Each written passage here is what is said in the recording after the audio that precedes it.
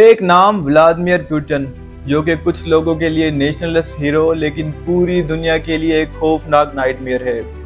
जो कि दुनिया के सुपर पावर मुल्क रशिया का प्रेसिडेंट है, लेकिन इंसानियत के लिए एक बड़ा चैलेंज।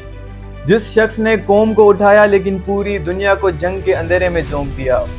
आज खोलेंगे हम उस चेहरे के पीछे के राज, जिसे दुनिया एक डिक्टेटर के रूप में देखती है। तो आइए जानते हैं पुतिन की बायोग्राफी। वीडियो को आखिर तक जरूर देखें।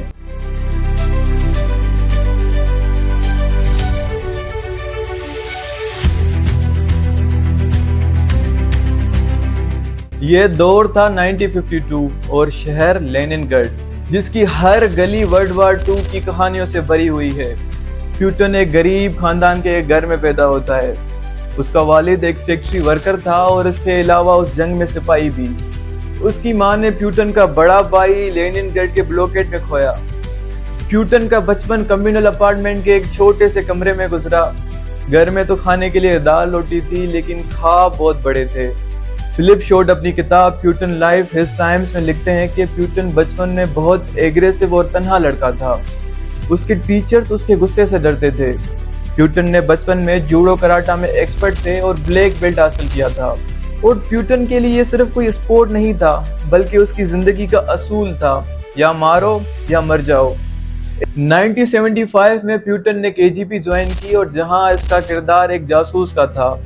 मुल्कों में राज चुराना, लोगों को मैनिपुलेट करना उसका काम था। मेशा गेसन अपने किताब the man without a face में लिखती हैं कि पुतिन एक बहुत ठंडे दिमाग और इमोशनल लेस एजेंट बना। पुतिन की पोस्ट ईस्ट जर्मनी में थी, जहां उसने कम्युनिस्ट सिस्टम को टूटते हुए देखा और शायद इसके बाद उसके अंदर कंट्रोल ऑब्सेशन पैदा हुआ।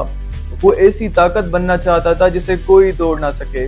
1990s में रशिया भूख, अफलास, करप्शन में गिरा हुआ था और पुतिन ने सेंट पीटर्सबर्ग में लोकल पॉलिटिक्स से अपना पॉलिटिकल करियर शुरू किया, लेकिन उनकी नजर बहुत बड़ी ताकत पे थी।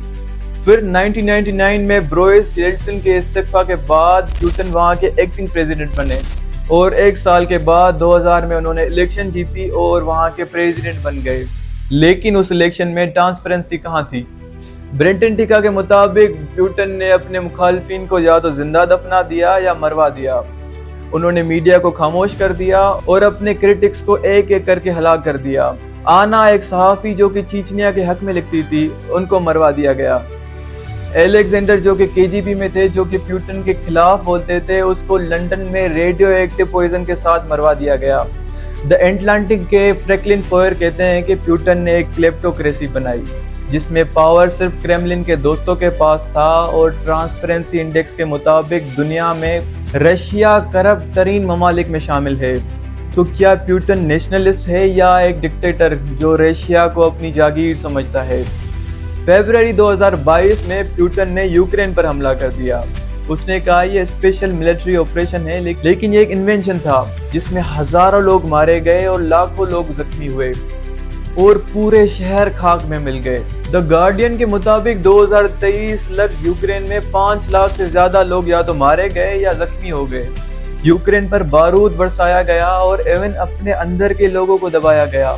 मीडिया को खामोश कर दिया गया, सोशल मीडिया पे सेंसरशिप लगा दी गई और जो लोग यूक्रेन के हक में बोलते थे या तो वो जेल में हैं या वो मारे गए। मिचेल की एक किताब inside the mind of Vladimir Putin में लिखते हैं कि पुतिन इवान एलियन की फिलोसफी से मुतासिर है, जिसमें रशिया को एक होली सिविलाइजेशन समझा जाता है और वेस्ट से सुपीरियर समझा जाता है।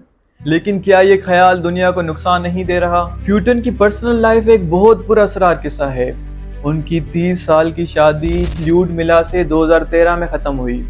उनकी 2 बेटियां थी, एक मारिया और कटरीना, जो कि दोनों दुनिया से छुपाई गई हैं। अभी किसी को नहीं मालूम वो कहाँ पे मौजूद हैं। ब्लैंक लिस्ट के मुताबिक पुतिन को क्लासिकल म्यूजिक पसंद है और वो जूडो कराटा में एक्सपर्ट है, लेकिन उसकी जिंदगी में इंसानों से ज्यादा ताकत की अहमियत है। पुतिन ने एक बार कहा था, if you corner a read it will fight back, और ये शायद यही उसकी जिंदगी का मकसद है। फिलिप शॉर्ट अपनी किताब में लिखती हैं कि पुतिन एक इमोशन लेस बंदा है। इवन जब वो अपनी फ्योंसी को प्रपोज कर रहा था तो उसे लगा कि वो उससे ब्रेकअप कर रहा है। ये इतना इमोशनल डिस्कनेक्टेड बंदा है। पुतिन जो कि एटमी हथियारों का मालिक, लेकिन अपने ही दर्द का गुलाम। जब यूक्रेन के बच्चे रोते हैं और रशिया के लोग चुप होते हैं तो एक बड़ा सवाल पैदा होता है, क्या ये पुतिन इंसानियत के लिए खतरा है? आपको इस बारे में क्या लगता है कि पुतिन वाकई खतरनाक है या सिर्फ खौफ का सौदागर? कमेंट में अपनी राय जरूर दें। शुक्रिया।